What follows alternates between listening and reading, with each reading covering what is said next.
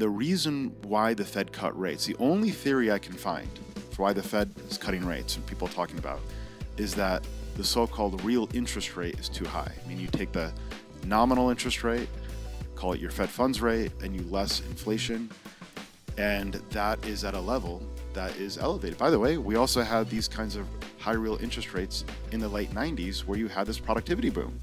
So a high real interest rate is not a reflection of the economy being restrictive. It's not. It's a reflection of the economy having a higher return on capital, a higher productivity rate. That's bullish for the economy. Yeah. I think we are in Goldilocks now. Hey everyone, this episode is sponsored by Polkadot. Polkadot is the largest community DAO empowering 1.3 million DOT holders to shape the future of the network through active participation. With over 500 applications backed by over $6 billion in shared security, Polkadot's adaptable technology powers a diverse ecosystem from DeFi to AI. Join the Polkadot DAO and be part of that transformation. This episode is sponsored by Mantra. The Mantra chain is the purpose-built Layer 1 blockchain designed for tokenized real-world assets and regulated digital assets, offering scalable, high-performance architecture. Positioned as the blockchain for tokenized RWAs, Mantra is onboarding traditional financial institutions into Web3. Join the ongoing OM Gendrop campaign and be part of the future of regulated digital assets today. All right, welcome back to another episode of On the Margin. We're recording here live from Permissionless, and I'm joined today by Ram Ahluwalia of Lumida Wealth. It's great to have you here. How's it going? Good to see you again, Felix. Doing well. Thank you. Yeah, good to have you. You were on our roundup a few weeks ago. It was a ton of fun. I saw that you were speaking here, and I just had to come get you in here and chat with you. Always great to meet in person, too. Yeah, that as well. Love your hat. I almost wore the same one. So. Well, you know, this is the top signal for VCs in crypto, obviously. If you see a VC with hat, you're supposed to go max sell. That sounds about right. Yeah. Ram, for those that don't know you, do you just want to intro yourself, what you focus on, and what you do at Lumida? Sure. I lead Lumida Wealth. We're a private wealth management firm. We're reimagining, reinventing wealth management. Most of our clients are founders, exited founders that created wealth as entrepreneurs or in digital assets. And we're across asset class investors. We invest across public equities. We invest in distressed commercial real estate through third-party managers. We invest in private credit. We take a thematic approach to investing. Really enjoy what we're doing. We've been having a great 2 years since we started. That's awesome. Sweet.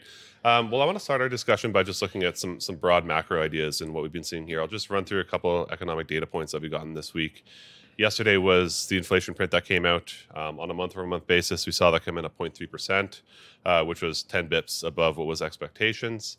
In the same vein, the headline month-over-month came in at 0.2, which was also 10 bips above. When you dig a bit more into the granular data, services were actually below expectations, but core goods came in slightly above expectations. We've seen that shelter, which has just been one of the stickiest and largest components of inflation, owner's equivalent rent and all of that. After a rebound last month, we actually saw that downtick lower.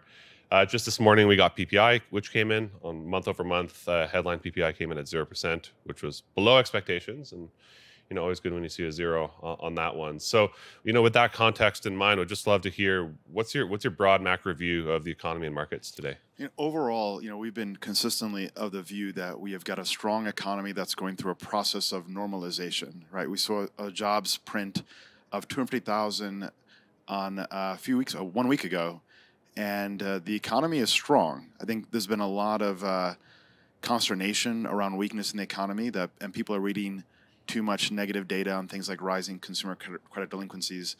The reality is, number one, corporate earnings are strong. They've exceeded expectations in the last quarter. I think they will do fine this quarter. The reason why that matters is that corporates don't fire, they don't cut workers when they're growing earnings. They want to invest in their businesses, and job losses are necessary to get a recession. So that's one. Two, you've got the Fed that's cutting rates. I believe they're adding fuel to the fire on a relatively robust economy. Three, you've had an influx of immigration that helps to offset labor wage price increases. That's actually bullish for the economy. And at the same time, you're seeing real wages increase. So if you take the kind of nominal wages less inflation, you're seeing real incomes go up. We've seen several months in a row of retail sales data beats. There have been shifts in consumer spending patterns, less from goods and manufactured products, more to services. I think that's confused people. But overall, that's robust. I expect that we'll see continued strength in retail spending in Q4, starting to pick up some more retailers as a result. The banks are healing also. So, there's I think the economic side, there's a lot to be excited about. On the market side, markets are now concerned about rising inflation. So after we saw that non-farm payrolls beat, which was significant, what you've seen is the 10-year rate has gone up. So bond prices are starting to account for higher inflation rates. You're seeing the U.S. dollar increase. You've seen expectations of Fed rate cuts diminish from 50 bips to 25 bips the next time the FOMC meets. That's partially why the dollar is increasing. You're also seeing commodities like natural gas, oil, and uranium roll over somewhat. We're still bullish those kinds of themes for various reasons. But that's what the market is saying. The market is saying, hey, the Fed may have made a mistake here. So you think 50 bips was a mistake? It's not just that, long bonds are reflecting that the Fed are getting underneath this aggressively enough. It actually was a mistake. The Fed cut rates. It was a mistake. It was a head fake, and they overreacted. We are seeing significant productivity growth. We haven't seen this kind of productivity growth since the late 90s, when you also had the emergence of technology that led then to the kind of internet era. Productivity growth is important because it allows corporates to grow earnings without laying off workers, and it also allows workers to increase their real wages. So it's the only free lunch in economics. So we are entering a productivity boom. That's exciting, that's bullish. And the reason why the Fed cut rates, the only theory I can find for why the Fed is cutting rates and people are talking about, is that the so-called real interest rate is too high. I mean, you take the nominal interest rate, call it your Fed funds rate, and you less inflation, and that is at a level that is elevated. By the way, we also had these kinds of high real interest rates in the late 90s where you had this productivity boom. So a high real interest rate is not a reflection of the economy being restrictive. It's not. It's a reflection of the economy having a higher return on capital, a higher productivity rate. That's bullish for the economy. Yeah. It seems like there's a lot of noise right now in a lot of the economic data. So I know, when you're on the roundup a few weeks ago, this was at a time before we got this super hot jobs report. But at that time, there was a lot of discussion of dynamics like the SOM rule, which got triggered. And interesting enough, after last week's report, it actually reversed the trigger. You look at the yield curve inversions. People have been saying there's going to be a recession imminently for almost 2 years now because of these inversions. Why do you think these somewhat tried and true signals seem to be misfiring? This time is different, and here's why. Number one, we've had a significant influx in immigration, which has influenced the unemployment rates. The denominator, the base of employees, has increased. That's actually bullish for the economy because you can think about GDP as the product of labor and labor productivity. So the left-hand side of the equation has gone up. That's one. Number two, consumers refinanced. So consumers have locked in 2.5%, 3%, 30-year fixed rate mortgages. I told my wife we're not moving where we live for 10, 15 years. Yeah. So just one of ride the it. best trades we ever did. Meanwhile, the U.S. dollar depreciated 20% over the last 4 years. So the other factor is that household balance sheets are still at record levels. In that household balance sheet consists of their home, consists of equities, which are at record highs. Real incomes are going up, of course, too. So, the consumer is fine. It doesn't mean that everything's perfect. It's not. It is a K-Street recovery. You can see that in weakness in areas and, Dollar General, Dollar Tree, etc. But 2/3 of the economy is actually driven by the top 1/3 of spenders. Yeah. It's a key thing that people forget. So I believe that the other factor that's confused people is these leading indicators are off, because the leading indicators overweight manufacturing data. And the United States has made this remarkable transition from a manufacturing-centric economy to a services-driven economy. People want experiences now. People want more healthcare. Healthcare as a percentage of GDP continues to grow. Yeah, and services as a percentage of GDP is like what, like 2/3 now or something? That's right. That's right. And look at restaurants. People are going out. They want to spend time with each other. So that's where you're actually seeing growth. It's not about goods. The goods trade happened in COVID when people locked up their homes. They went on Amazon. They bought a lot of stuff, got shipped to their homes. So kind of today you're at 2019 levels. Look at the Visa consumer spend data year over year, you got 4% consumer spend growth, probably tracks to where nominal GDP growth is. It's one of my favorite real-time indicators. The banks reported this morning, Wells Fargo CEO said the consumer is fine, JP Morgan saying the consumer is fine. Of course the consumer is fine. So I think you're going to start to see the word Goldilocks emerge.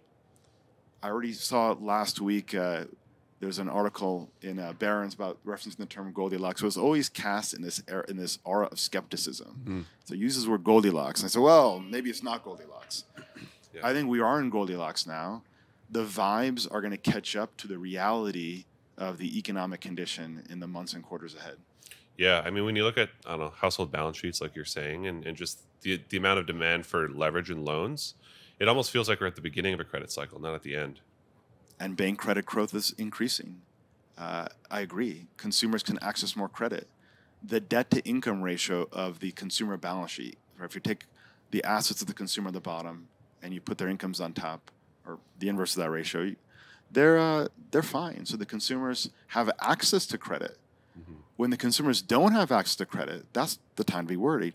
You know, mortgage refinance applications have shot up. Now, they pulled back because mortgage rates started going up. Because the Fed, in lowering the front end of the curve, scared the bond market, who's now concerned about inflation. So the Fed actually accomplished the opposite of what they intended to accomplish. They've actually created a tightening. Yeah, I tweeted about this the other week. It was almost like a hawkish 50 bps cut because of what happened to the long bond. So, you know, do you think they gave up on the 2% target by cutting 50 bips? Was that the admission, or do you think they're just, you know, misreading the data? The Fed hasn't given up on the 2% target. The Fed knows that despite the talk of being a two-mandate, you know, mission, ultimately the primary mandate is credibility, because the Fed policy effectiveness turns on their credibility with the public. If the Fed has lost credibility in the public, and you can measure that through consumer inflation expectations, which are now creeping up again, then their policy effectiveness diminishes. So I think they take that seriously. And they also see more of the real-time data, which you alluded to around services coming in. The real-time rent data moves faster than the data that the Fed looks at. But they, you know, they believe that inflation's been won, and they're tilting towards focusing on the labor side of the mandate. Yeah, and like you said, some of those labor signals are noisy and difficult to interpret. So, okay, we got the 50 bips cut. What do you think happens for the next 6 months here? Do you think they cut in November? Do you know, is that even relevant to your framework of what occurs? I think they will cut in November, 25 bips. You know, we have to take the data day by day. I don't think they should cut, but I think they will cut. It's quite interesting that there was one lone dissenting voice in the last FOMC meeting, as you can see from the transcripts, who argued that we don't need to cut. Governor Bowman, and she was proven correct. Yeah, it tells you the power of non-consensus thinking. Yeah, and then when you read the minutes, it was a lot more split than they made it seem. Yeah, that's right, a lot more split. Now, by the way, these minutes are edited, modified 9 ways to Sunday before they're released, and maybe there's a preview or signaling around the approach the Fed will take, which might be a slower path to rate cuts. And this is significant because I do believe that over the last 2 years or so, the economy has recalibrated to a population of retirees and boomers who are funding their lifestyle off of low-risk treasuries that were paying off 5 points. It's great. Never been better to be a boomer. Now that you're cutting rates, those boomers have to modify their spending behavior and their investing behavior. So you're seeing high dividend yield stocks ramp, like Philip Morris, up like 20 or like 30% in a few months. High dividend yield stocks, they've got to substitute from a risk-free asset before inflation to equities to take on more risk to fund their income. So that's going to have some consequences. You know, the Federal Reserve is now favoring borrowers and creditors. I don't think it's actually the healthiest move. You want to have an economy with a high real interest rate. You want to have an economy that doesn't encourage speculative investing in projects that don't make any sense. And here you are at all-time highs, and the Fed is cutting rates. Yeah, insane. So, I mean, with that discussion of, you know, secularly higher rates, one of the big discussions going on, and this is what's the Fed is trying to figure out, is where the new neutral rate is in this new recalibrated economy that you're talking about. So, you know, we're all trying to feel our way around where this is. the Fed funds rate, the terminal rate is roughly, being priced around 3% roughly. In the recent SEP, they're around 2.9 on neutral. It almost feels like the market's starting to realize that it might even be higher than that. Do you think it's higher than that? And how does that reflect into your overall economic view? There is no neutral rate.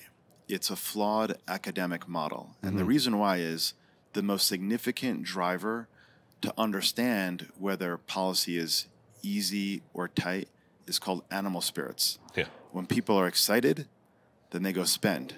It doesn't matter what the interest rates are, or they'll speculate. We saw that when the Fed was raising rates in the last, 1.5 years of the dot-com cycle. It doesn't matter. Speculation can continue. You saw that in 2006 to 2007. You saw that in 9/11. After 9/11, animal spirits dampened. Consumers got in their turtle shells, and former President George Bush said, "Hey, Americans, get out and shop." So psychology is the fundamental driver of beta, and the Fed doesn't control that. There's a backdrop of these geopolitical risks. There's an election that's creating anxiety. So those are some of the reasons why, animal spirits are kind of mixed right now. But there really is no neutral rate. This is what makes Fed policy, say, central banking very difficult, because let's say Trump gets elected, for example. Yeah. We saw in 2016, there was a massive boost to animal spirits, and you saw an incredible stock market rally after the kind of initial dump. Small business confidence increased as well. So if that were to happen, animal spirits would go up. Yeah. I mean, it's another, lever that's distinct from monetary policy and distinct from fiscal policy. There's reasons why around the holidays you have unusual seasonal tendencies. Right? Thanksgiving, Hanukkah, Christmas, New Year's, Memorial Day. Yeah. These are generally bullish for markets. So, yeah, there is no neutral rate. Yeah. Interesting. So, you mentioned there quickly about the election. How do you manage the dichotomy between the two potential outcomes? Does it really matter to you? Does it significantly affect your market views and where the economy headed? Or is it just, both are going to be running a significant deficit, and it's just about the way that occurs? There's a short-term and long-term answer to that. In the long-term, it doesn't matter. The long-term driver of asset prices and stock prices, 3 variables. 1 is earnings, 2 is valuation, 3 is interest rates. Corporate earnings aren't influenced by whoever's in power. Markets like gridlock, actually. Markets don't like dramatic shifts in policy. Totally. They like stability. They like rule of law. They like clarity. So in the short run, however, markets are driven by positioning and news flow. So if there's wrong way positioning, people are offsides, and incoming news data suggests that they're offsides. For example, people are short China. Incoming news says China's going to stimulate, and you have 30% plus short interest in, the China indices, and you're going to get a significant rally. So that's what drives pricing in the short-term: positioning, sentiment, news flow. So from an investor perspective, if you're in categories like energy, it matters. If you're in offshore drillers, then it matters. If you're in natural gas, it matters. If you're in digital assets, it matters. So there's certain categories where it can matter. If you're in financial services, it might matter, although both parties seem to be relaxing capital rules for banks. So maybe it doesn't matter so much for financials. Hey everyone, this episode is sponsored by Polkadot. Out of the 500 protocols, one of them is called Origin Trail, and they're building a verifiable internet for AI, ensuring the provenance and verifiability of data to tackle challenges like bias and misinformation in AI systems. Used by global leaders like the British Standards Institution and the Swiss Federal Railways, Origin Trail is vital in sectors like asset tokenization, healthcare, and the metaverse. Powered by Polkadot, Origin Trail enhances the discoverability of crucial knowledge and secures information in the AI era. Power the verifiable internet with Origin Trail at origintrail.io. All right, back to the show. This episode is sponsored by Mantra. The Mantra chain, built with the Cosmos SDK, is the blockchain of choice for regulated digital assets, offering compliance-ready modules and cross-chain interoperability. With partnerships like a $500 million tokenization project with the MAG Group, in collaboration with Zanbank in the United Arab Emirates, Mantra is at the forefront of the RWA revolution. Scalable with up to 10,000 transactions per second and secured by a sovereign proof-of-stake validator set, Mantra is designed for both permissionless and regulated applications, making it easier for institutions to enter Web3. Discover more about Mantra's capabilities and how you can participate at mantrachain.io. All right, back to the show. I want to shift gears here and talk a bit about how Lumida approaches asset allocation, and I want to start from the top level, and then we can drill in deeper. So, what's your perspective on just broad asset classes and how you look at them and how you decide how to weight them? It's a great question. So we form capital market expectations based on our assessment of valuation, earnings growth, and interest rates when it comes to stocks. You got to look at how that trades off with fixed income assets. And we develop a view on where we think we are in the commodity cycle.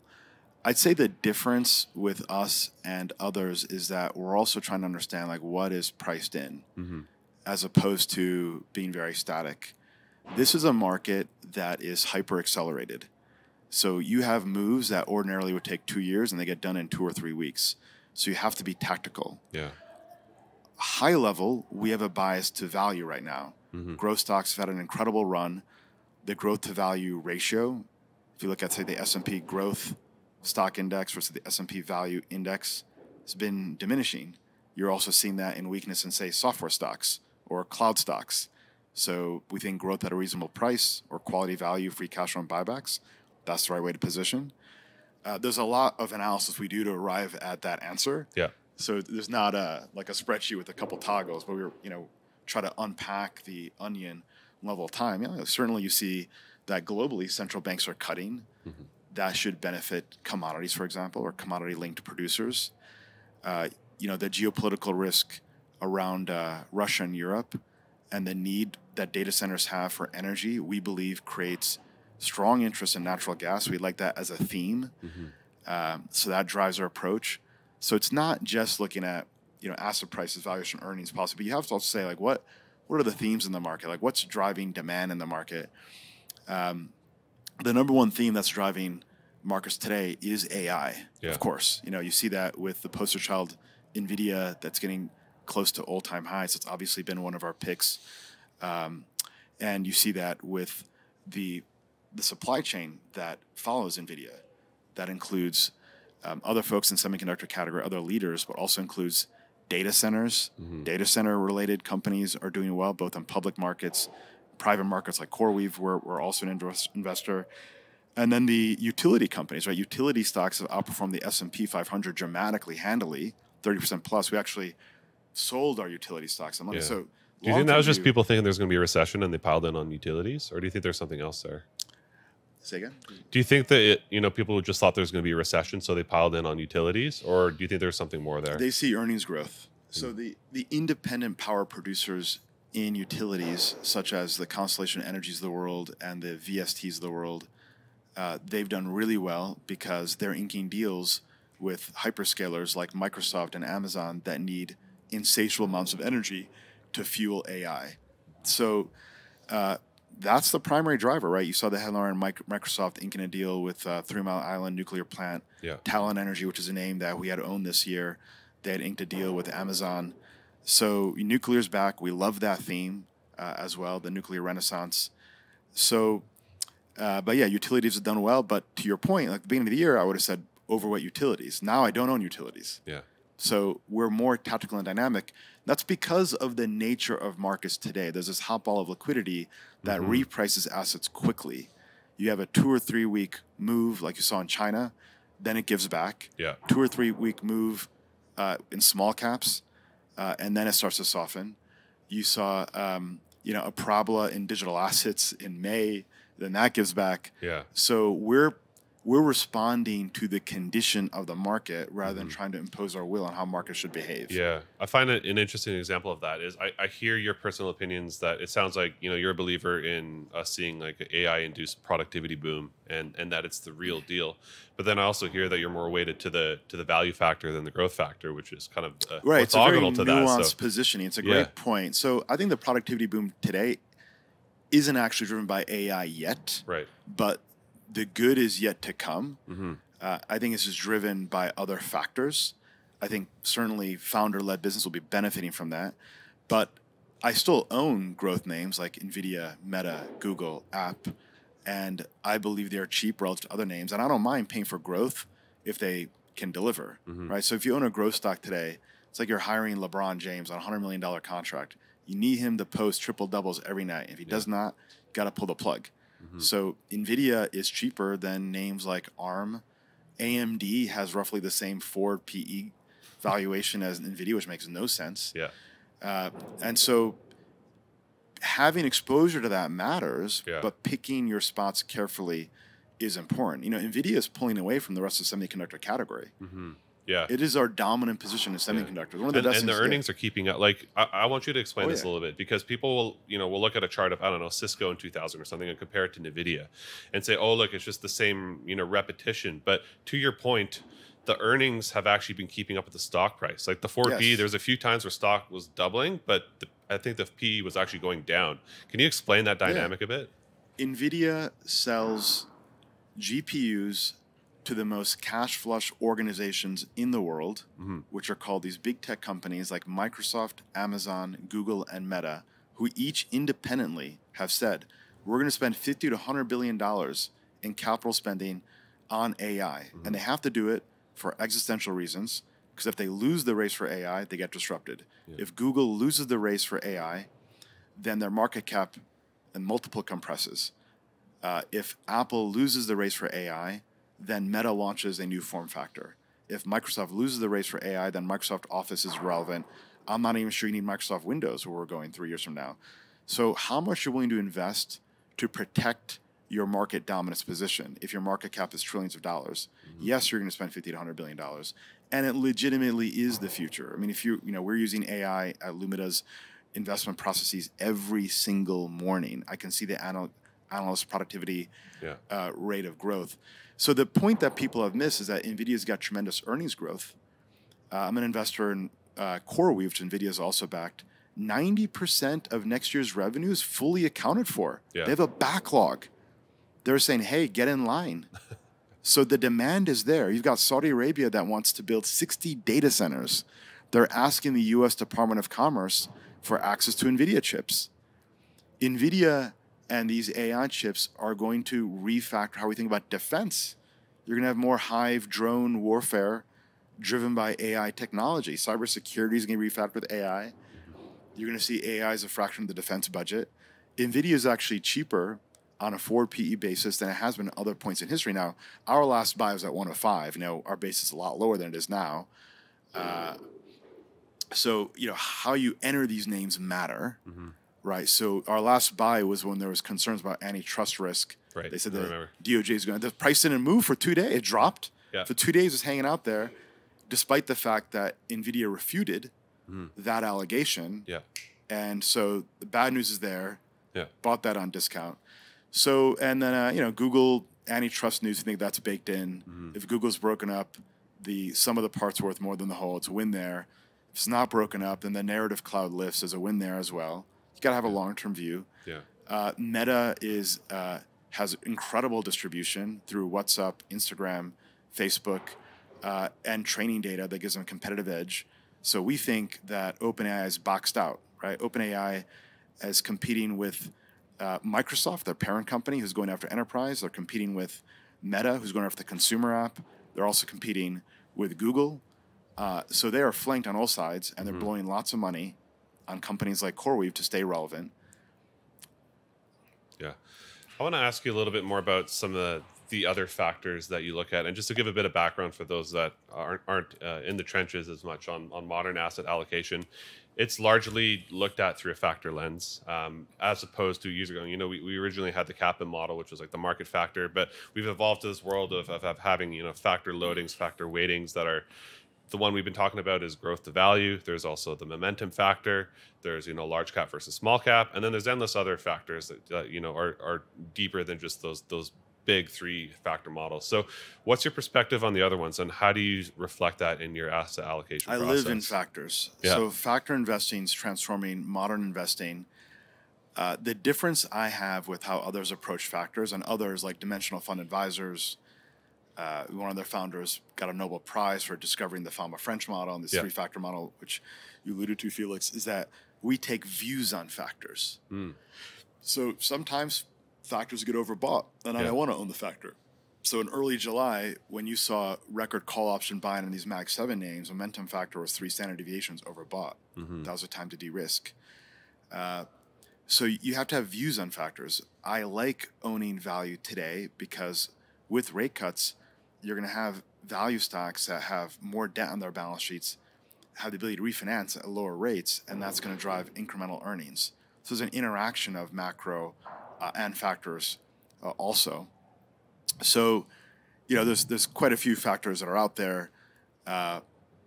You have to study the interaction of these factors with the macro picture and then connect it with the best bottoms-up fundamental expression of the idea. Yeah.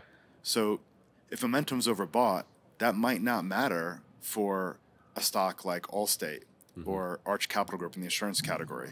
They have momentum factor. Momentum pulled back. They did not pull back. We own those names. I got my momentum factor, I get my value factor, I get my quality factor as well because they've got a moat. Yeah. And so just to compare how other, asset allocation companies or just the broader world looks at factors, I believe it's more so they try to just isolate the specific factor and just basically weight themselves to it, but they're not really expressing. This is what they do. I'm a recovering quant. I used to a lot of blog posts on quant.stackexchange.com. You can check it out there. So, modern portfolio theory hasn't really changed since Harry Markowitz, who won a Nobel Prize in the 1950s or so. What Harry Markowitz said is this: you develop a correlation matrix about how these securities co-vary with one another, with one zags and one zigs, and you get expected returns, and you solve this math function that minimizes risk and maximizes return per unit of risk. The problem with that is that these correlation matrices are backward looking, and correlations change. Why do they change? Technology can cause correlations to change. Policy can cause correlations to change. The Federal Reserve can cause correlation change. Here's a simple example.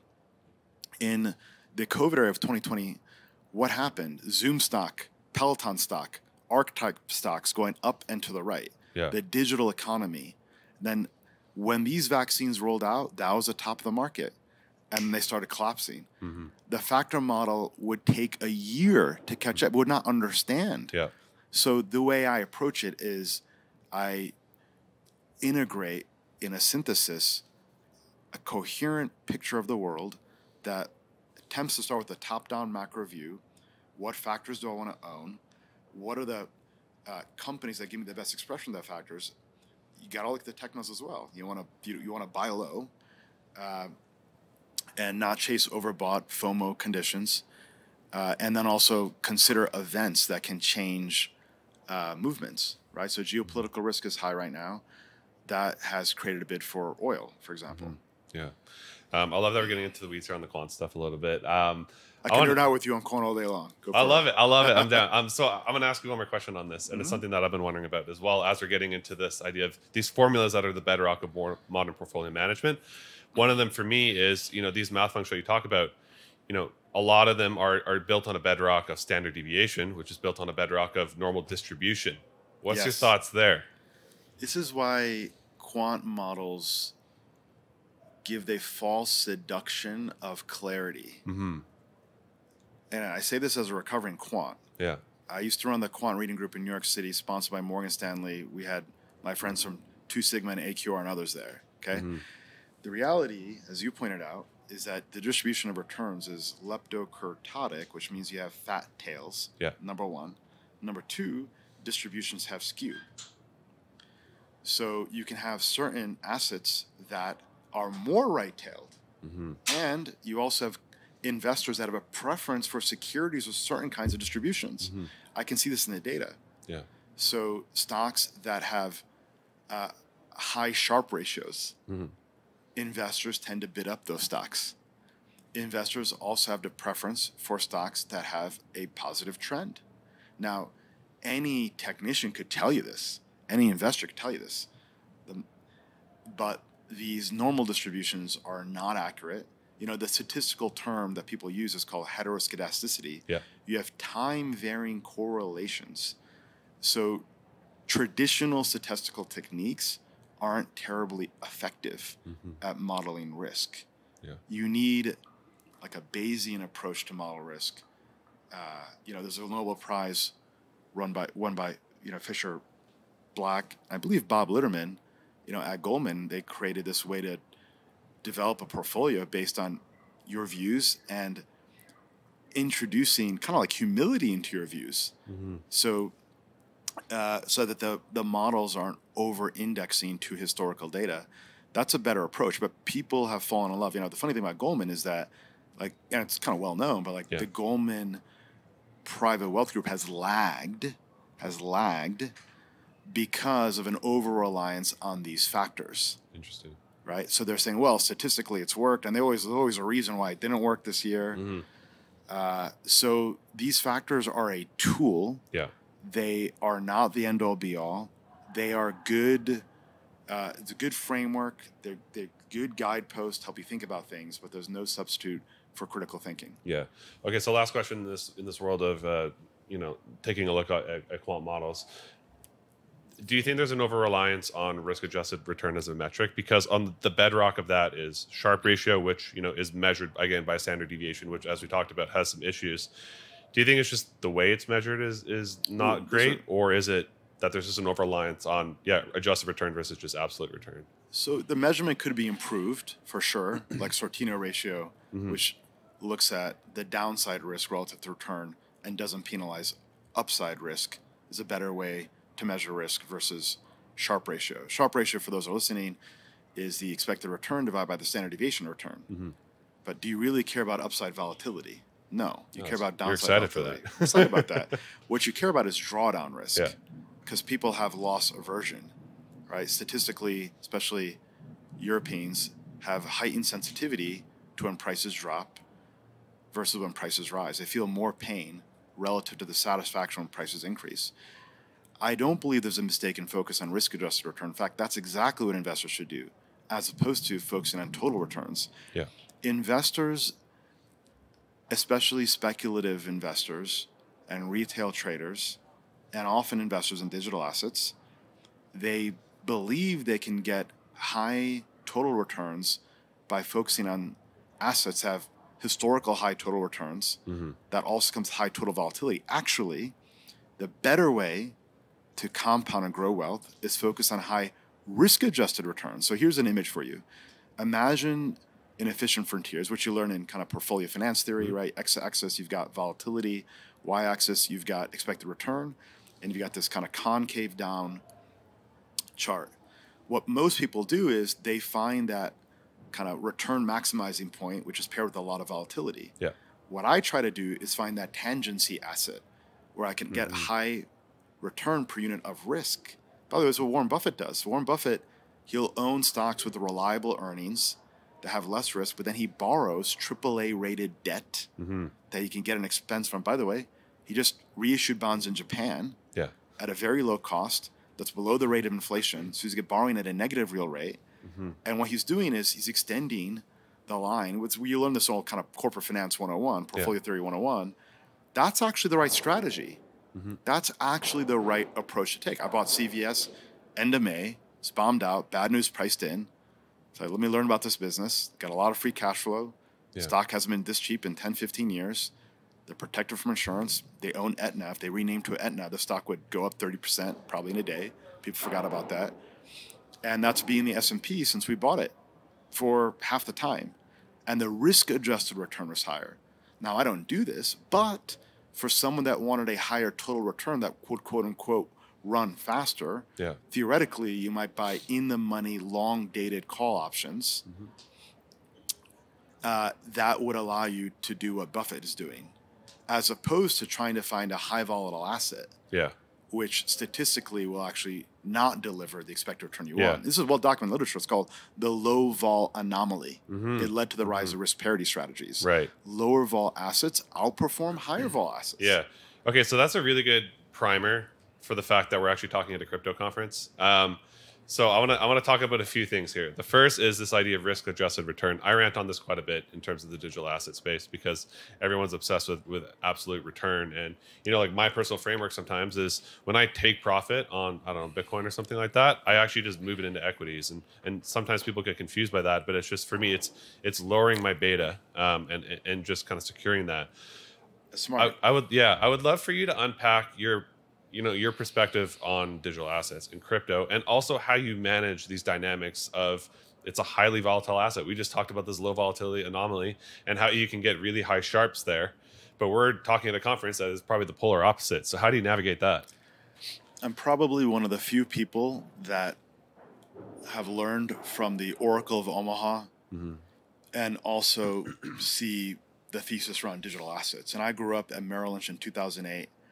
So I saw what happens when banks don't trust one another, they don't finance each other overnight, and you have lack of transparency on these subprime securitizations that almost took down the banking system. What I see in digital assets is the promise of transparent settlement that doesn't have a trust requirement on a counterparty. You can put it all on chain. We still don't know where the Pentagon spent $1 trillion, by the way. Why isn't that all on chain, right? Yeah. You see corruption in different areas, put it all on chain. So now let me answer your question. So, my framework for thinking about asset classes inspired by Hyman Minsky, the Minsky, hypothesis. I have a little variation on it. So I'll tell you kind of he has a 3-phase framework. We can get into that if you want. I have a 4-phase framework. But, the time when you want to really leg into digital assets or other asset classes, it's when all the bad news is priced in. Phase 1, when it's hated. Yeah. It's hated and it's disgusting to own. And it's shameful to own. You don't tell your friends you want to own it. When I bought CVS, I called up 3 of my smart buddies, professional investors. So what do you think about CVS? I laid out my thesis. They all hated it. I said, all right, that's the buy trigger. And I did my analysis, of course, right?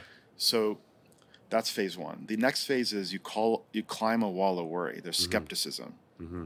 So that's the next phase. And what's happening there is shorts are shorting and they're getting squeezed on their way up. That's actually creating a bid for the security. So then the next phase is when you have kind of this optimism phase that sets in, and you got to transition to a momentum market. So momentum market gets going then. And then you want to stay in, you want to hang until you see the parabola. The parabola is when you get euphoria. Euphoria, you want to get out. There's a wonderful, wonderful quote by Sir John Templeton. He says, bear markets end in pessimism. They climb a wall of skepticism. They mature on optimism, and they end in euphoria. If I could tattoo that on my long legs, I would absolutely do that. It also brings in the idea of sentiment and the importance of positioning and variant perception. Think about those, back to that earlier framework. How do you think about what asset classes to focus on at different times? I bought MUFG Bank in Japan last week. People forgot about Japan. Japan had a big correction after the yen carry trade on why I'm in Japan now. I wasn't in Japan when people were hyping it over the last year or so. So how do you... China, same thing. We were in China in early Feb before David Tepper was on CNBC. People hated it. Now when it's on all the headlines, then it's efficiently priced or overvalued, and I'd rather sell to them. Ben Graham said once, like, Mr. Market shows up on your door and spits prices at you. You can choose which ball you want to swing at. Sometimes the prices are high, sometimes they're low. When they're low, I want to buy. You make your money on the buy. Then you wait for Mr. Market to catch up to you. If the prices are high, I'm going to sell. So how do you yourself measure your allocations towards digital assets? Is it do you really focus on the position sizing? Do you really focus on risk management and getting into these ideas we're talking about, risk adjusted return, which also can be kind of difficult because it depends on how you're measuring as your benchmark. Excellent question. Is it just like Bitcoin as your benchmark? I'd love for phenomenal questions. Felix, really enjoy these. So thank you. First off, we start with our client because we have to focus on honoring our clients' objectives. We build an investment policy statement, identify what their risk tolerance is, return objectives, liquidity needs, unique circumstances, and other considerations. So that's number 1, right? Make sure that your clients have safety and can accomplish their important objectives. Then number 2, solve for lifestyle. Make sure their lifestyle is not going to be impaired by investment strategy. So you have to deck investment strategies against those first 2 buckets. And after you solve for that, then you can have a conversation around aspirational investment strategies. you shouldn't have a high risk strategy unless you've known that you've defeased or de-risked your ability to accomplish your safety objectives, save for a house, pay for your kids' tuition, and your lifestyle objectives. Enjoy travel and leisure, with your spouse. So it varies based on the client. The other consideration is taxes. Yeah. I believe we're past mid-cycle on digital assets. That means I believe that if I buy a position today, I'm going to sell inside 12 months, I'm going to have to pay taxes on that. So how, where do you put that position in a taxable and non-taxable accounts? One of the reasons why I'm contemplating launching an ETF, because the IRS does not tax in-kind transactions, right? Which is an incredible form of tax alpha. Yeah. So my approach to digital assets is highly tactical, just given where we are. We were doing the discount to NAV trades like GPTC and ETHE. We sold those in May of this year, continue to rotate out as our clients get to long-term capital gains. And those were a core position. Now we are tactical, finding tactical opportunities from time to time. The last tactic we did was in June we bought, and then we sold 2 days before Trump spoke at the Bitcoin conference. Sell the news. Yeah. Yeah. So, just wrapping up, I just want to get your take on where we are with respect to that cycle that you laid out. Are we about to transition to the momentum phase, or are we actually already seeing the parabola and now we're just sort of slowly bleeding lower? Objectively speaking, we have seen a parabola. We saw a parabola in May. So that's happened. Now, NVIDIA had a parabola in June. Took a few months to work off. Now we're back. China had a parabola in March. Took a few months. Now we're back. So I think a lot's going to turn on the election. Yeah. If Trump wins, I think you're going to see an increase in the ETH to BTC ratio that'll be significant. And I think you're going to possibly see year-end euphoria. And actually, you might want to sell that counterintuitively. I'm still working through this, by the way. Yeah. I might revise my views 3 weeks to whatever, 2 weeks from now. You got to be dynamic, right? Yep. So, however, if candidate Harris wins, then the question turns on who will be her SEC appointment. One candidate I'm told is actually a former digital asset founder, which would be actually bullish and not priced in. On the other hand, if it's a Warren nominee, well, that would be terrible and awful. Totally. So, but the key unlock for digital assets is rational policy. We don't have that right now. No. I wrote an op-ed with the former SEC chair, in the Wall Street Journal with Arthur Levitt. He's one of our Lumida investors, critiquing the current SEC for not providing interpretive guidance, clarity of the road, and not enabling a creator economy to tokenize intellectual property. We have David Bowie bonds that are helping institutions make money, and Marvel Commons. When I was at Merrill, Merrill essentially securitized Marvel IP, which then created Iron Man, all these movies. And here you've got creators that are trapped using these gatekeepers like Instagram and TikTok, as opposed to pushing the economics and the creativity out to the long tail, and find the next 1,000 Taylor Swifts that can get underwritten by their fan base. I think that's the promise of digital assets and a rational digital asset securities law policy. Yeah, well said. Cool. Well, look, it's been so fun to do this in person. Really Always enjoyed pleasure, it. Felix. Thank you. Yeah, and just for the audience, where can they find more about your work? Well, thank you. Well, you can follow me on Twitter at Ram Ahluwalia. You can also go to LumidaWealth.com. I have a podcast called Lumida Non-Consensus Investing, and we're also on TikTok. I would encourage you to sign up for our Lumida Ledger. I publish it every Sunday at 12 o'clock. We share our macro views. We talk about certain stocks and themes and AI as well. I have a Telegram group. So a lot of ways you can find us. We try to meet the customer wherever they live.